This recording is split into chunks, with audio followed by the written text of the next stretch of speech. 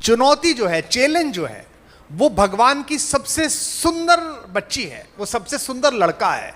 और भगवान अपनी संतान का हाथ किसी अच्छे आदमी के, अच्छी लड़की के हाथ में देते हैं।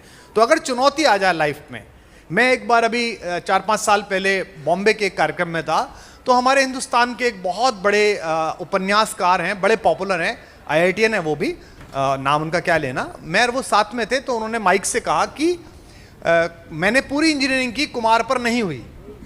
तो मैंने उनसे कहा जो बात तेरे 4 साल में समझ में आई वो मेरे 6 महीने में समझ में आ गई, कि मेरे को इंजीनियर नहीं बनना और तेरे को भी नहीं बनना था, तू भी कभी लेखक बना, मैं कभी बना।